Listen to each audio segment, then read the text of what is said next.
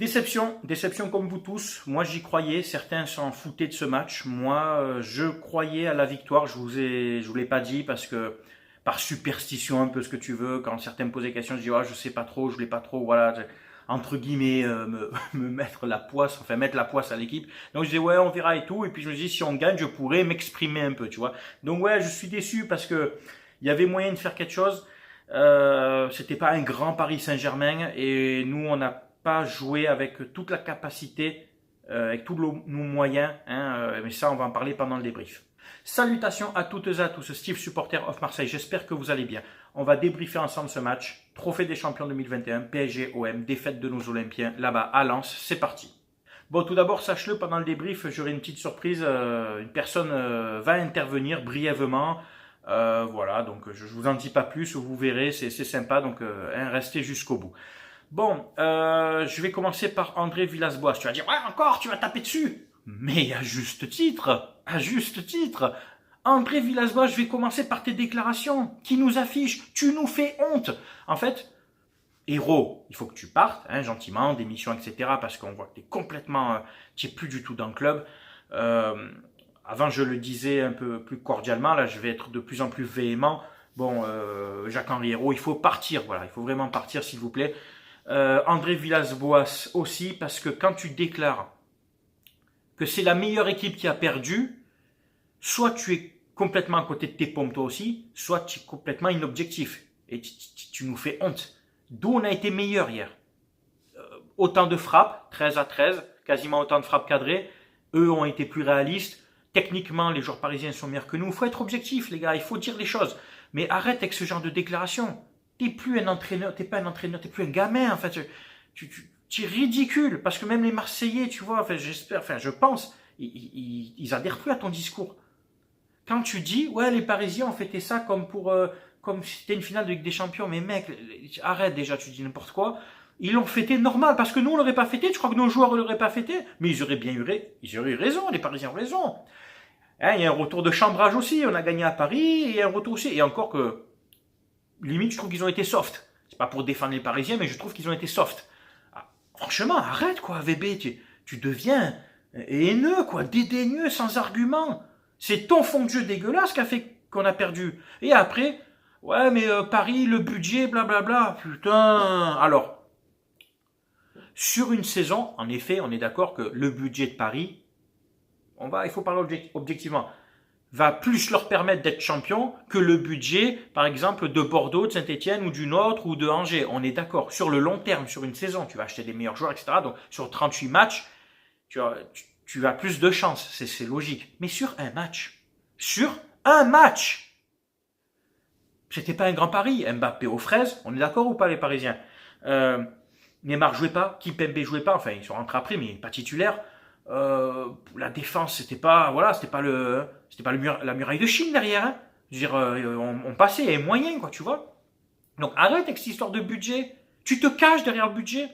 Mais quand tu étais à Chelsea, tu en avais du budget. Et oui, et pourtant tu as fait quoi, hein? Est-ce que tu as gagné tous les titres en Angleterre?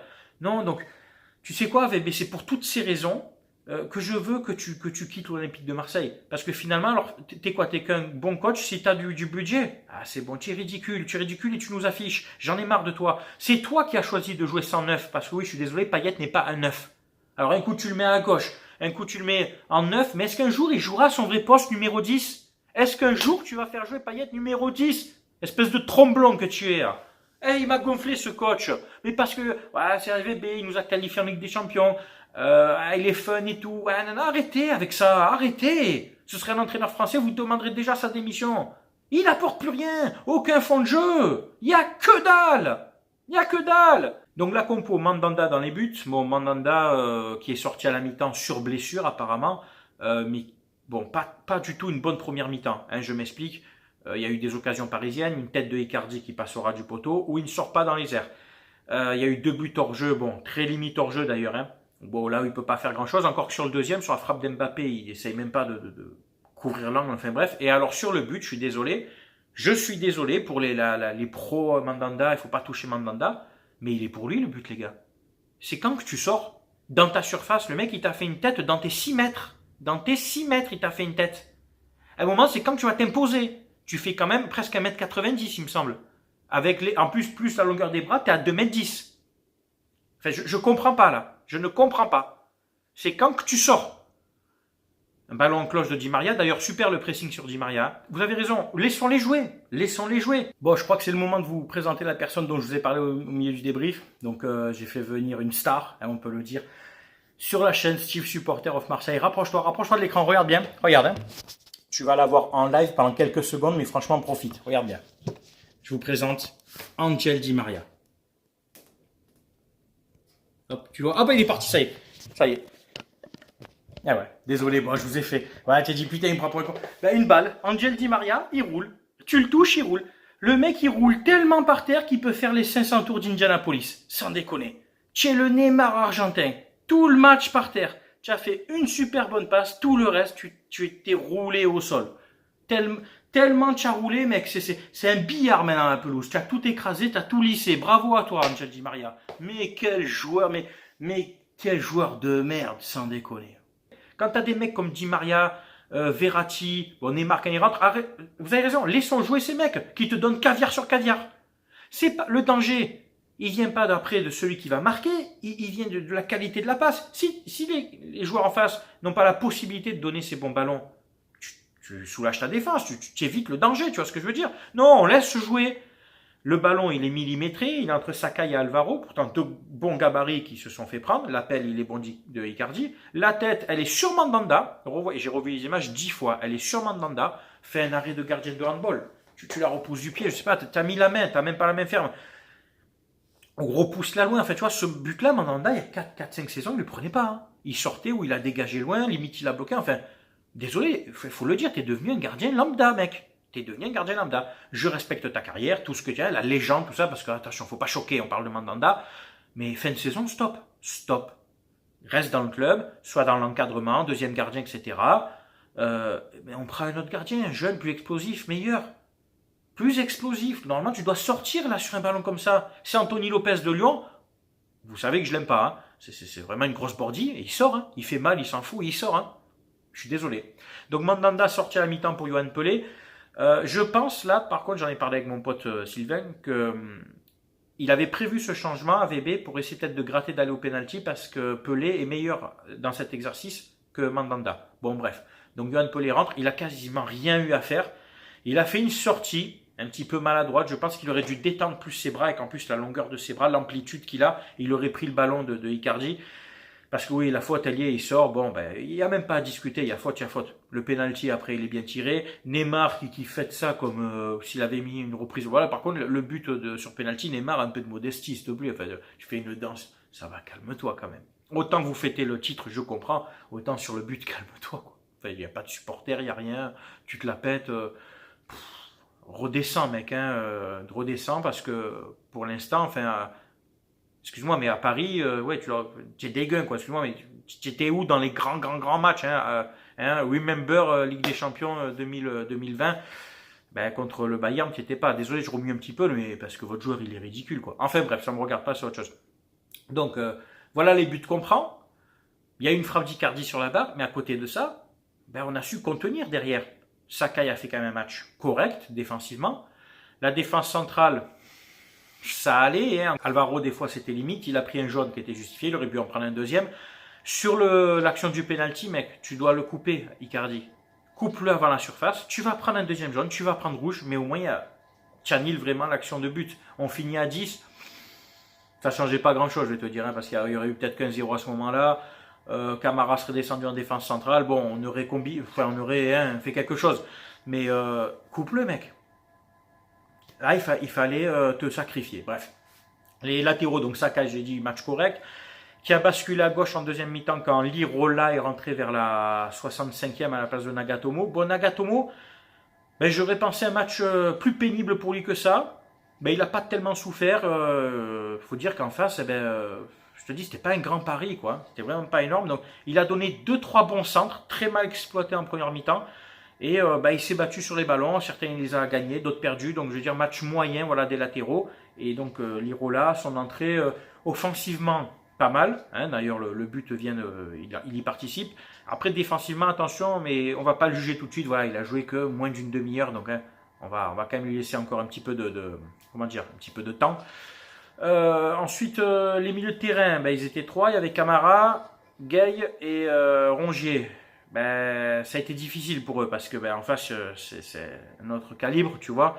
Mais alors Rongier, on t'a pas vu. Hein. On t'a pas vu du match. Tu as été remplacé à 10 minutes de la fin par Valère Germain. On ne t'a pas vu. Moi, je t'aurais sorti à la mi-temps parce qu'AVB est un fragile dans son coaching. Il attend vraiment d'être au pied du mur pour tenter les choses. Moi, je t'aurais sorti clairement à la mi-temps pour jouer en 4-4-2 classique, quoi. Pour peser un peu sur cette défense.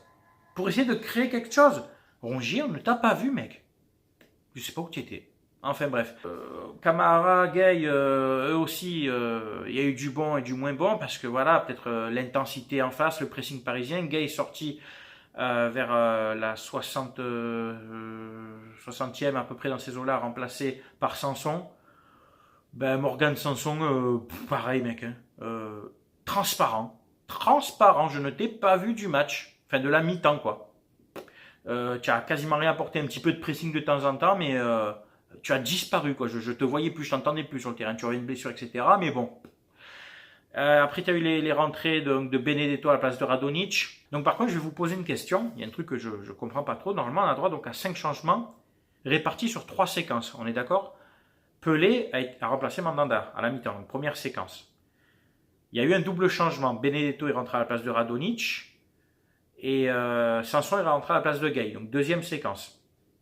Troisième séquence. Lirola remplace Nagatomo, hein, vers la pareil 66e. Et enfin, à 10 minutes de la fin, Germain remplace Rongier. Donc on a fait 4 séquences de changement. Donc si quelqu'un peut essayer de m'expliquer, normalement on a droit qu'à 3 séquences. Est-ce que c'est parce que quand c'est un gardien, tu peux le remplacer en plus? Est-ce parce que si c'est un blessé, etc. Là, je vous laisse. Hein, je suis pas, peut-être je reconnais, je connais pas, je suis idiot peut-être. Mais là, je sais pas. Donc éclairez-moi pourquoi on a pu faire 4 phases de changement. Voilà. Bon, on revient au score. À 5 minutes de la fin, c'est dommage, avec un très bon mouvement, initié par Thauvin. Thauvin, très gros match, hein, offensivement. Thauvin, très très bon dans toutes les actions olympiennes. Et puis, ben, avec cette reprise de Payet, hein, avec son application technique qui revient de 1, et puis rester 5 minutes. J'y ai cru, hein, on pouvait se permettre d'y croire, 5 minutes à fond. Mais c'était pas suffisant, ben, parce que Benedetto, parce que Germain, parce qu'il pèse pas assez, parce qu'il n'y a pas assez de bons ballons. En première mi-temps, Radonjic a été emmerdant aussi, de par ses accélérations. Et donc c'est là où tu vois qu'il manquait un neuf parce qu'il a vraiment emmerdé dans le couloir parisien de par sa vitesse. Mais ben, Payet n'étant pas en position de neuf et Thauvin étant de l'autre côté à 60 mètres, eh ben, tout le bienfait de son accélération ne servait à rien. Comme à un moment, deuxième mi-temps, Thauvin percute tout seul, il dribble tout le monde, il rentre dans la surface, il frappe, il obtient le corner, bravo à lui et personne n'a suivi. Personne n'a suivi. Donc ouais, j'en veux à AVB pour ses déclarations, j'en veux à AVB pour son coaching de fragile. Il attend 10 minutes de la fin pour jouer avec 2 attaquants devant, pour jouer en 4-4-2. Alors que ton 4-3-3, ton faux 4-3-3 en plus, parce qu'il n'y a même pas de 9, il ne marche pas. Donc ouais, tout ça, tu vois, ça m'énerve, hein, ce discours de victime, ce coaching de fragile, tout ça, ça m'agace. Voilà, en gros, écoutez, Paris rafle un titre hein, à nos dépens. Et puis nous, on va se reconcentrer sur le championnat. Et puis la Coupe de France, j'ai envie aussi qu'on fasse quelque chose. Parce que c'est bon, un titre, c'est un titre. Malgré que certains disent, ouais, c'était que le trophée des champions. Et ouais, mais c'était que le trophée des champions. Mais le problème, c'est que on n'a que ça. Hein. Depuis 2012, dernier titre, une Coupe de la Ligue, on n'a que ça, les gars. Donc je suis désolé, mais ouais, est-ce qu'on peut se permettre de cracher sur un titre comme ça, de dire, oh, c'est bon, c'est pas grave. Eh non, on est l'Olympique de Marseille quand même. On est là pour prendre des titres aussi. Comme je vous ai déjà dit en 2018, les émotions, c'est bien, mais ça ne rapporte pas des titres. À la fin, on regarde ce que tu as gagné. Je suis désolé. Petite parenthèse vite fait, donc suite à ma vidéo que j'ai faite sur l'Aventoum avec les propos de Thibaut Vizirian, donc je maintiens, je ne l'ai pas insulté ou manqué de respect, j'ai juste donné un avis où je le pointe un peu du doigt sur ses déclarations.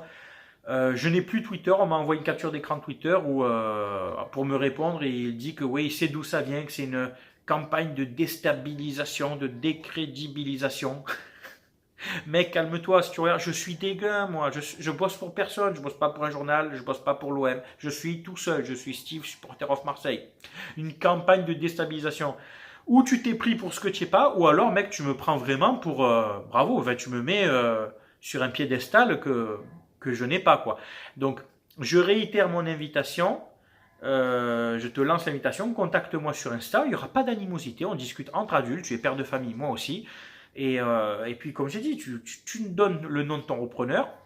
Je le garde pour moi, hein, je me suis engagé. Et si tu as bon, je t'encenserai comme personne, parce que j'ai qu'une parole. Par contre, si tu n'as pas bon, mec, tu subiras les foudres, comme certains autres l'ont subi, les papas, machin, Furax, tout ce que tu veux, ils peuvent en témoigner. Pourquoi? Je le réitère, je ne suis pas là pour faire du buzz, je suis là pour protéger. Tu vas dire quitter nous pour nous protéger? Ben oui, sur les réseaux sociaux, personne réellement défend la Team OM. Dans les virages, les ultras font ce qu'ils font, ce qu'ils font bien d'ailleurs. Ils défendent le club par leur tifo, ils nous représentent partout en Europe, encore chapeau à eux.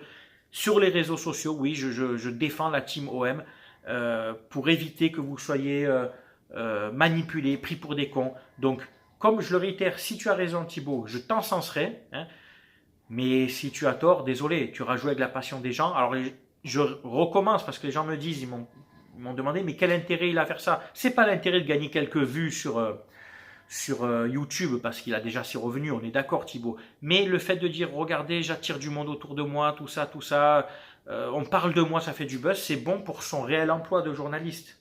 Vous voyez, regardez, j'attire du monde, je fais du buzz, on me donne encore plus de crédit. Et c'est un journaliste, comme j'ai déjà dit, qui marche beaucoup avec le buzz, que vous le vouliez ou pas. Bref. C'est dommage que certains n'essayent pas de comprendre mon discours. Je ne dis pas qu'il n'y aura pas de vente, puisque moi je l'annonce, enfin de mon avis personnel, je l'annonce depuis février 2020. Donc ne me dites pas que je suis contre la vente ou que s'il y a une vente, il m'aura fait fermer ma bouche. Il ne m'aura rien fait fermer du tout parce que j'en parle depuis un an.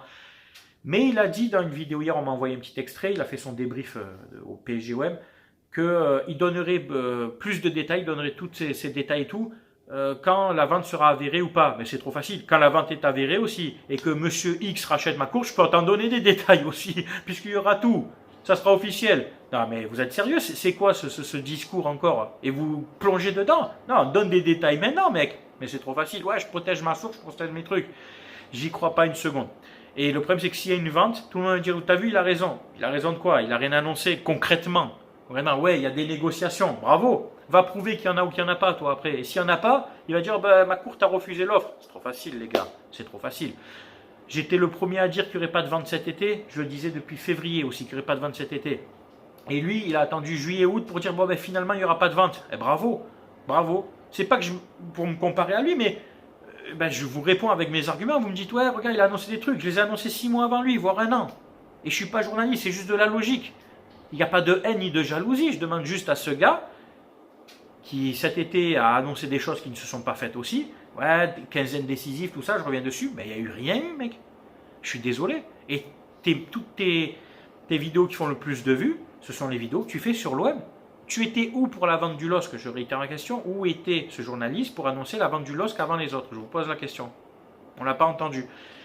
Tu fais un débrief PSG-OM, tu as bien raison Thibaut. Je remarque que tu fais des débriefs de l'OM que sur les gros matchs. Tu ne débriefes pas d'autres matchs. Pourquoi? Parce que tu sais que les gros matchs font plus de vues. Voilà, prenez-le comme vous voulez. Je te dis, je n'ai aucune haine et tout. C'est juste que j'essaie de... Ben, je suis concret, moi je suis quelqu'un de très, tu sais, pragmatique. Je prends les choses qu'on voit, qu'on peut démontrer et je les mets sur table avec vous. Voilà, tout simplement. Enfin, c'est à vous, bien entendu, de commenter, de donner votre avis. On respecte bien entendu les avis de chacun avec moi, que tu sois supporter marseillais, parisien ou d'autres clubs.